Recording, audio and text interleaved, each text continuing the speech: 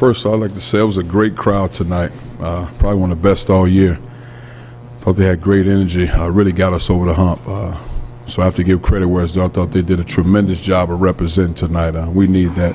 I thought it really helped us out down the stretch. Thought we did a good job with shooting the ball, making some shots. Got off to a slow start. Defense didn't do a very good job of challenging that three-point shot. Probably worst job since league play. And they actually did a good job of making shots tonight. So give those guys credit. Did a good job of getting to the free throw lines of the team. And I think when Jerron is making those free throws, he's really tough to defend, and it really helps us out in so many areas. I think he was 9 for 12, so that helped us. I thought Scholar did a good job of running the team early. And we got the W. Just felt like Trey needed to work hard on both ends of the floor and really lead us as a point guard. Not necessarily production from points and all that, but just his approach, his intensity level on the defensive side of the ball, and really taking pride in that. Did you like his response? Thought he did a good job. Obviously, you guys knew that they were going to fill the post pretty much every time. What did you say about Jordan and come out and even Scott to respond, ride the offense? Yeah, they did a good job of making shots, and I thought was more impressively, our big guys did a good job accepting that double team, not turning the ball over, because that's not an easy thing to do.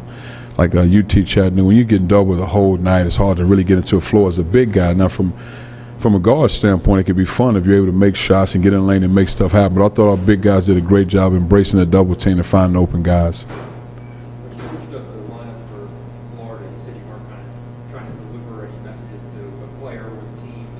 Was that different? Well, I never really tried to deliver messages either or. I mean, if you're playing like Cam Tatum, for example, he's really struggling with his shot.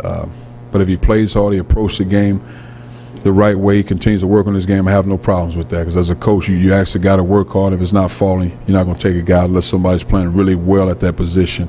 I think in Trey's case, it's really approaching the game at a high level from a work ethic standpoint more than anything. Talk about Jordan and Craig, some of the shots and plays he made, and the timing of him late in the shot clock. He's done a good job. He's getting better, but he's also putting the time in the gym, and that's why you see those results. There's no magic tricks. I mean, you put the time in the gym consistently, the results eventually follow. Coach, turnovers, you said that's probably number one tonight. You guys really did a good job of that, especially with the deep-point guards. You start out how we should work today. Well, I think you have to, in order to be successful as a team, you can't turn the ball because you don't give yourself a chance to win. Late in that first half, a minute left in the game, I thought we had a couple turnovers where we could have went up maybe 4, 5, 6 points. We turned it over. But, it's a fine line of being aggressive, but you also got to take care of the ball. Did you guys do anything different where in the second half? Just defending them, that's all. Just defending them. When they got those quick starts first half and second half, how much of it was them hitting shots versus you allowing them? Like I said, this is probably the best night, and I talked to Mark, and this is probably the best job they've done as far as shooting the ball in league play, or really shooting in the wild. So give those guys credit for making the shots. And I thought we did a poor job in the first half of really contesting and challenging their three-point shooters. In the second half, I thought a couple of turnovers led to those guys getting us some easy looks early. With Jordan, obviously with the double team, he only had a couple looks tonight, but maybe some people were surprised that he wasn't in there at the end of the game. Do you think he didn't really perform tonight? Or? Well, I think the key for him is just, learning from a defensive side what's expected. If you see some of the schemes that started going at him in different ways and stuff he wasn't familiar with, I don't think it's lack of production by any means. It's just we have to do a better job of putting him in positions and making him see things in practice so he can see. But you're talking about 4 months behind, which I think he's doing a great job. It's not going to happen overnight because our guys that have been here really struggled up until SEC play, really defending at a level. So I just think more than anything, they hit him with so many different things. And it's easy to say, okay, do this and do that if you hadn't seen it. Coach, you guys are 3-5 midway point in the SEC season, higher than 11 projected, toughest part of the schedule out of the way. How do you feel at this juncture? Well, I don't know if necessarily the toughest part is out because you still got to win ball games. But I think for us, it's just taking one game at a time, and it's never too late. That's what I tell our guys. But if we take care of the basketball, we got a chance to be successful because we have the necessary pieces to be successful. But you can't turn the ball over and not give yourself a chance to win games. I think if we consistently defend the way we're capable of defending, we'll be okay. But I think the most important thing for us is to be able to take care of the basketball, whether it's home or on the road. Does it ever get frustrating, though? I know you want to be on the road, to be winless on the road, and then your guys just show up for different games like this. You know, is that frustrating at all? Oh, it's not frustrating. I mean, I just think you approach the game one game at a time. I see these guys every day, so I know who I have. I know who I'm dealing with. I know who we're up against. But I think the biggest key, once again, is taking care of the basketball and giving yourself a chance to win games, but also playing with a level of confidence more than anything on the road. I thought Georgia came out and played with confidence, had a little swagger to them. That helps. Coach, I know you said that you just take it one game at a time, but if somebody would have told you that you have 3 lineup changes since the start of the year, would that surprise you, or is it just the way it's working out? Oh, I thought it probably would have been more. I just think what happens is when you have a new team, a new coach, you didn't come in with any star power, so to speak. And what I mean by that, you didn't return with Tobias or Scotty. So now all of a sudden you got 2 guys in the fold. Now let's put these other 3 guys in there. Well, you have 5 new guys that are trying to find their way and learn the system, learn a new coach.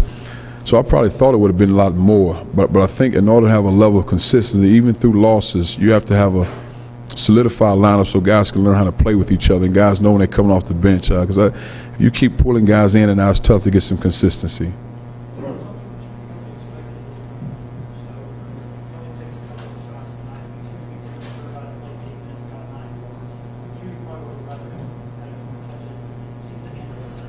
Well, I think he's doing fine. I think the biggest key is you're also talking about plays. I mean, you're talking about a situation where here's a guy that wants to be one-on-one. Well, against Kentucky, he gets a double team. He gets a double team tonight, and it's hard to really get into a flow and play the way he's capable of playing, out the gates. But I think he's fine because, if he receives that double team, makes the right decision, I'm fine with that. Coach, do you anticipate the lineup staying the same? You talk about Trey playing off the ball. It looked like they did it that night. Oh, we'll see. We'll see. We have practice on Monday. We'll see. How about Trey off the ball? Is that something that you like? No, Trey's our point guard. In order for us to move forward as a program, he's the point guard. He won't be any 2 guard in my program. He has to be the point guard, and that's how we push forward. Overreach, like 3 minutes tonight. I think from a defensive standpoint, they ducked him in once. I just thought the guys we had out there were playing well and did the things necessary for us to win the ball game. When you talk about work ethic issues with him, when he's the point guard and he's kind of taking on more vocal role with the team, if that's an issue with him, is that something that can kind of resonate a little more through the team, like with somebody else? I thought he did his best job of being vocal tonight. Thought he did a really good job. And I think more with Trey, just anything, is defensive fire and intensity. Because he's a guy that can score the ball. And I don't mind how many shots he shoots, but I need more from him defensively.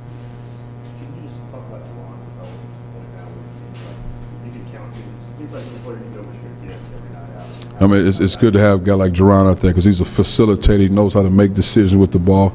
He's aggressive. And when he's making his free throws, he's tough to defend. It's hard for I'd be hard-pressed to find anybody can really shut him down if he's making his free throws because he's attacking, he's making plays. And once he continues to consistently knock that 15, 17-footer down, it'd be tough to match up with. Do you think that was just, I know we were here all December and talked about you need to be more selfish. Do you think he's got to accept what he needs to do to be successful? I hope so. In order for us to be successful, I need him. He's the kind of guy I don't mind having the ball in his hand every time down because I know he's going to make the right decision in most cases.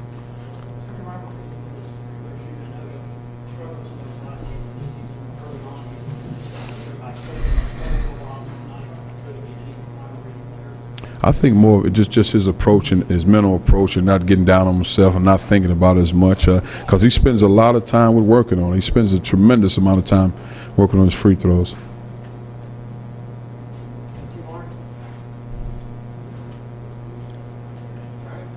Thank you.